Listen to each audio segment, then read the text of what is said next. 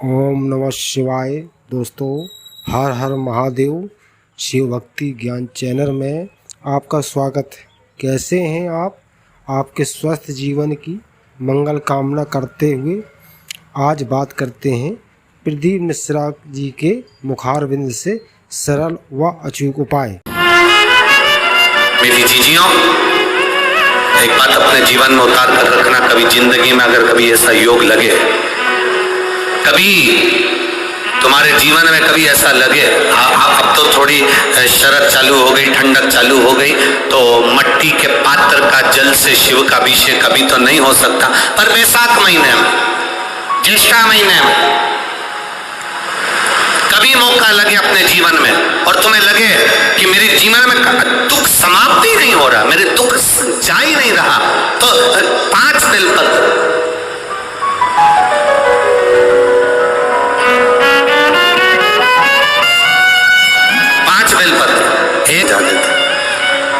एक बेलपत्र जिसकी डंडी का भाग जल जहां से बहकर बाहर निकल रहा है, अशोक सुंदरी का स्थान देखा है ना सब लोगों ने, बस उसी स्थान पर पहली बेलपत्र।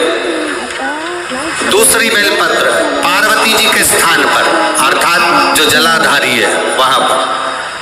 तीसरी बेलपत्र शंकर भगवान के शिवलिंग के सम्मुख में जहां आप बैठे हो वहां बैठकर डंडी का भाग विपरीत दिशा में रखकर, तीसरा बेलपत्र। चौथा बेलपत्र भगवान शंकर का जल जहां से नीचे गिर रहा है उस ओर सीधी बेलपत्र नीचे की ओर। और 5वीं बेलपत्र शंकर भगवान के अशोक सुंदरी के स्थान को छुआकर नंदी के पास रखकर, जो घड़े में जल है अर्थात मट्टी के पात्र में जो तुम जल लेकर गई हो, उस पात्र के जल से शंकर का अभिषेक कर देना, शिव को वो जल समर्पित कर देना। जिंदगी में कैसा भी दुख हो वो कटता ही है, वो दुख रह नहीं सकता, ये निश्चित था।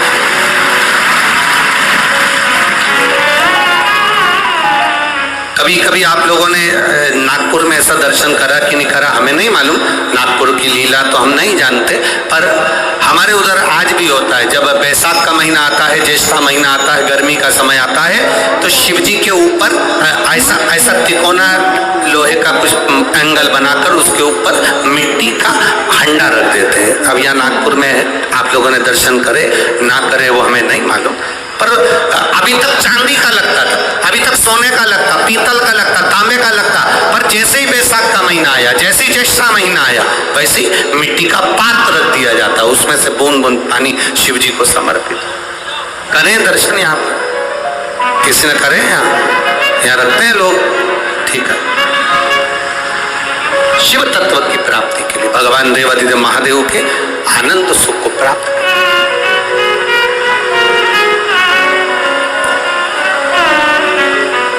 जल, अग्नि, आकाश, वायु, पृथ्वी,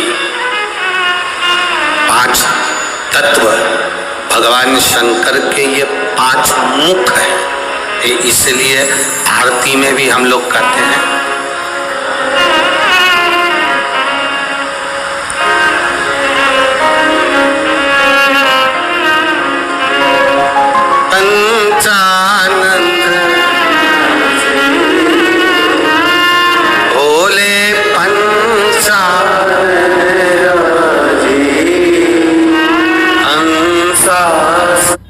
हम आशा करते हैं कि भगवान शिव आपकी सभी मनोकामना पूर्ण करें।